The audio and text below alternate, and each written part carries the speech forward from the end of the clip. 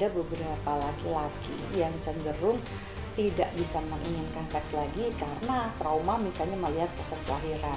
Jadi memang bahaya untuk melihat proses kelahiran yang benar-benar dilihat bagaimana bayinya melahirkan normal keluar gitu. Itu ada banyak traumatiknya, jadi jangan terlalu kepedean lah laki-laki ya untuk melihat proses seperti itu.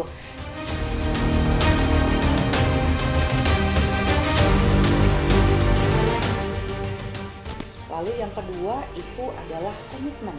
Ya komitmen itu harus jelas di dalam relationship.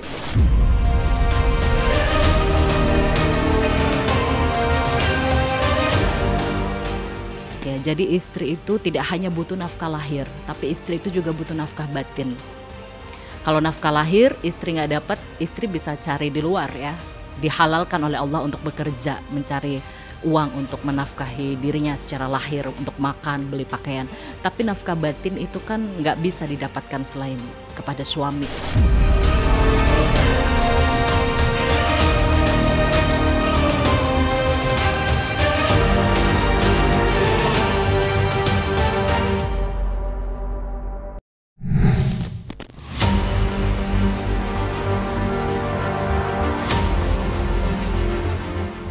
Kandasnya bahtera rumah tangga antara Teuku Ryan dan Ria Ricis masih meninggalkan jutaan tanda tanya yang belum terjawab hingga sampai saat ini. Tidak hanya itu, beragam drama pun ikut menodai berakhirnya pernikahan yang sudah mereka jalin sejak tahun 2021 itu.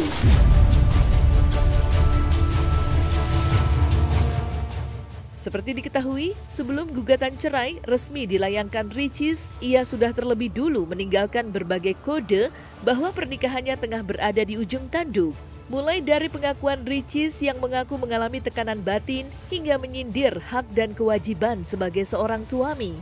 Akan tetapi yang paling menuai sorotan masyarakat bukanlah komentar-komentar itu, melainkan pernyataan mengejutkan Ria Ricis yang tidak mendapatkan nafkah batin dari sang suami.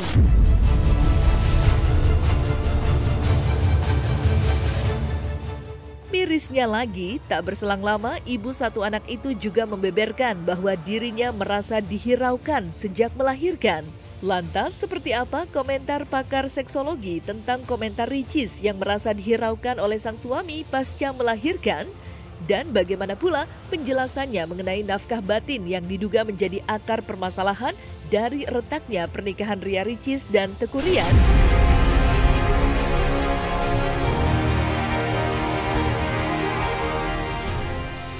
Nafkah batin saya asumsikan salah satunya itu adalah tentang emosi gitu ya, tentang memperhatikan kebahagiaan, emosi termasuk juga seks ya. Ini saya asumsikan kalau nafkah batin seperti itu.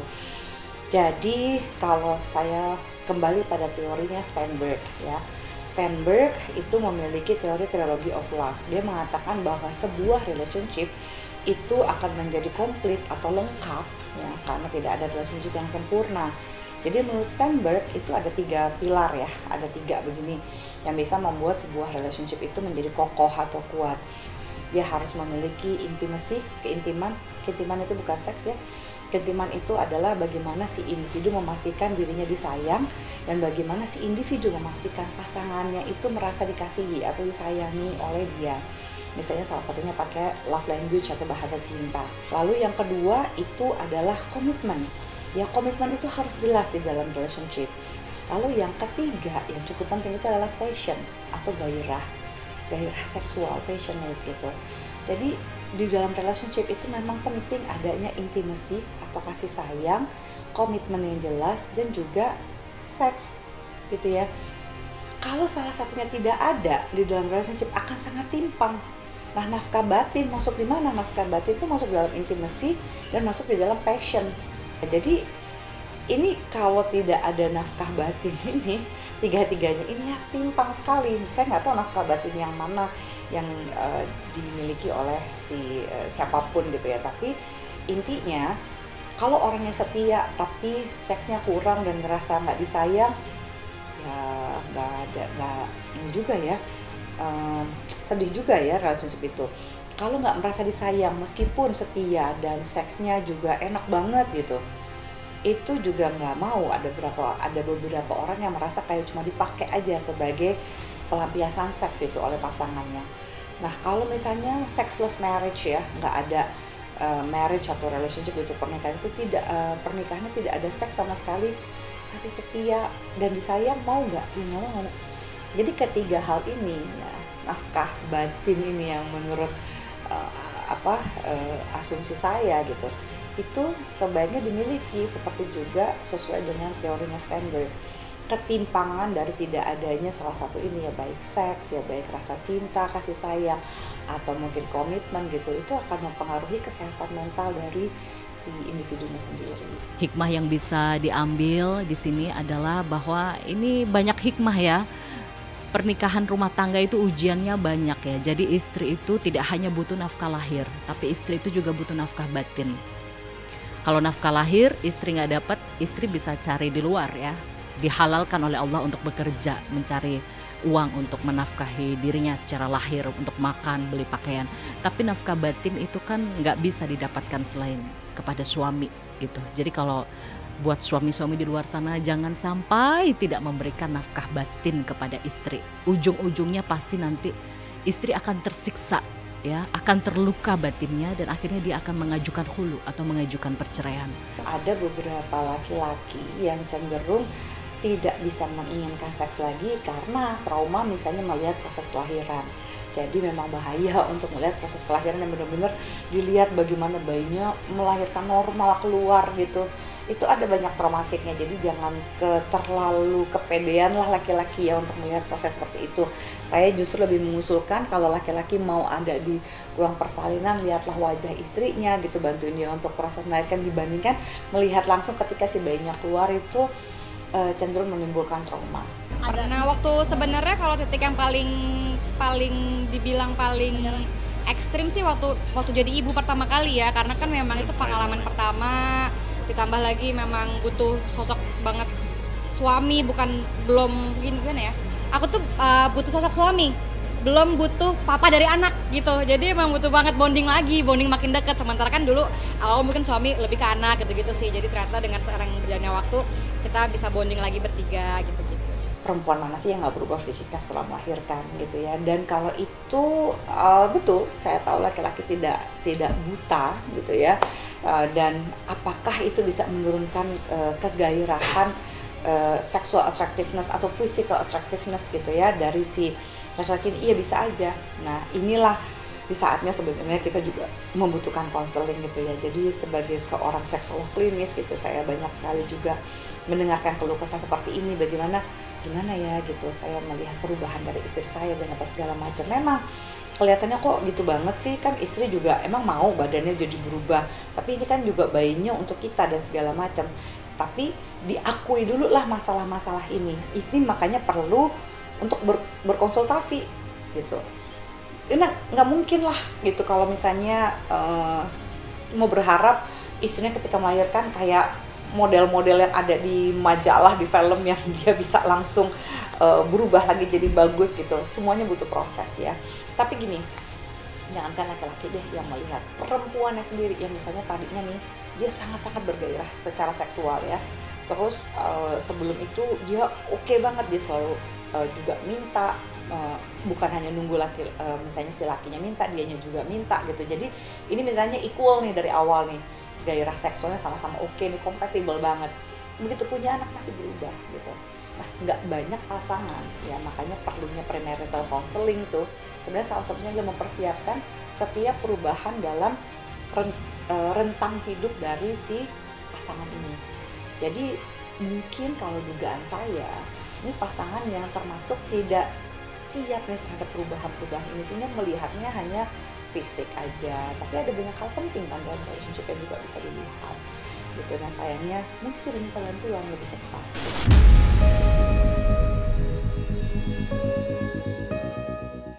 Gonjang-ganjing perceraian Ria Ricis dan Teuku Ryan memang diramaikan dengan ramainya simpang siur dan perbedaan opini di kalangan masyarakat. Bukan cuma itu, keretakan rumah tangga mereka juga dikabarkan membuat keduanya terpaksa untuk tidak lagi hidup bersama di rumah yang sama.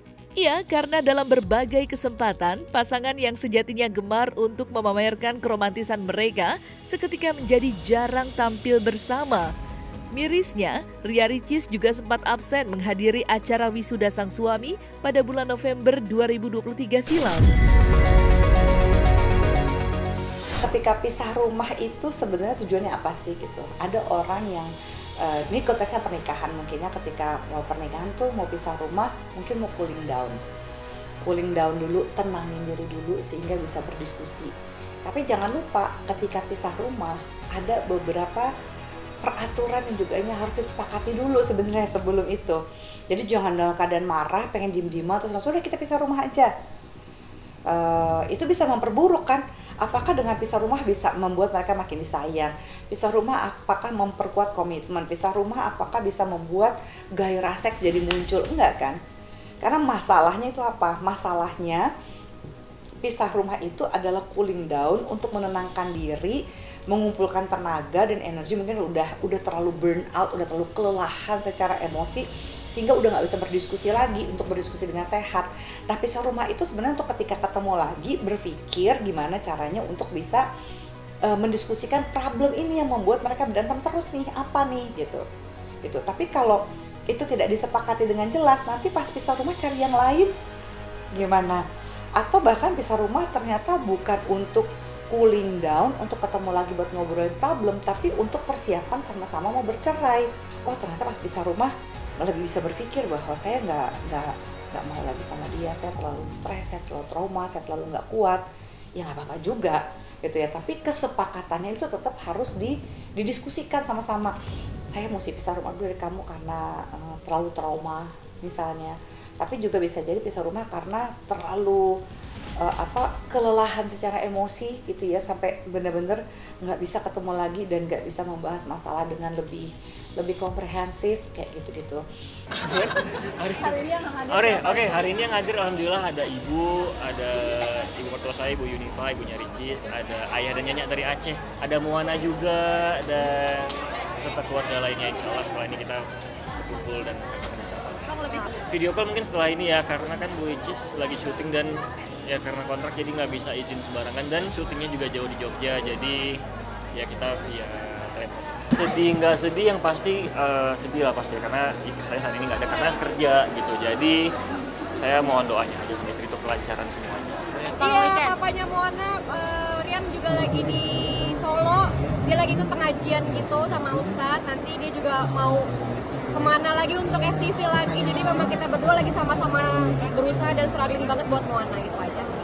Ya, kalau pisah rumah terus tidak ada yang pergi berkonseling ya, ini bukan karena saya psikolog lalu saya mempromosikan, enggak, terserah mau pergi ke psikolog klinis manapun, konselor marriage, konselor manapun yang Anda percaya, tapi kalau tidak ada bantuan kok kayaknya agak sulit untuk pada saat kita lagi kalut, kita butuh guidance gitu ya, setidak-tidaknya guidance dari ahlinya gitu, terutama dari ahli relationship untuk bagaimana sih saya mengatasi ini, dan kalau bisa ada jadi penengah, kenapa enggak? Tanggapan saya mohon doanya, karena setiap manusia pasti ada problema kehidupan ya, kita semua juga. Yang penting saling mendoakan, saling support, itu aja sih tanggapannya. Kalau dari saya pribadi, memang kita baik yang sudah menikah ataupun belum menikah, semuanya pasti ada pembelajaran hidup ya. Terus juga pastilah kalau misalnya, yang penting sih gini, kita Allah itu menguji hambanya itu pasti sesuai dengan kemampuannya, itu aja. Terlepas dari sederet permaku Rian dan Ria Ricis, keduanya kini telah memulai proses perceraian dengan dilayangkannya gugatan cerai kepada Pengadilan Agama Jakarta Selatan. Ya, pada tanggal 30 Januari 2024 silam, Ria Ricis telah secara resmi menggugat cerai Teguh Rian. Kabar itu telah dikonfirmasi pula oleh Taslima selaku Humas Pengadilan Agama Jakarta Selatan, di mana pada gugatan itu Ria Ricis tidak hanya menyuarakan hasratnya untuk mengakhiri rumah tangganya dengan Rian, tetapi juga menuntut hak asuh anak dan juga nafkah. Dan pada tanggal 19 Februari mendatang, mereka akan memulai proses ini dengan menjalani sidang perdana. Itu penggugat telah mengajukan gugatan melalui kuasa hukumnya tanggal 30 Januari 2024 ya, melalui IKOT. sistem electronic court. Karena sudah mempunyai anak atau sudah dikaruniai anak, tentu anak kan kalau misalnya dikabul atau tidak dikabulkan kudu jelas dia ikut siapa itu anak. Nah, ini penggugat meminta agar dikabulkan gugatannya berada dalam asuhan penggugat. Itu. Dan selain dari pengasuhan anak tersebut, penggugat minta agar biaya kehidupan anak itu dibebankan kepada tergugat.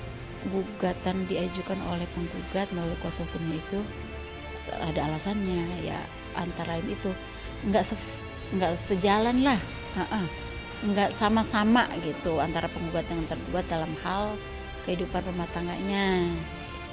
Yang jelas ada perselisihan, yang namanya kan itu tidak sejalan, tentu berselisih. Berselisihnya itu dalam kurun waktu ada waktunya gitu, nggak terus saya capek lah. Ada perselisihan antara penggugat dengan tergugat sehingga menyebabkan penggugat itu mau agar gugatannya itu dikabulkan.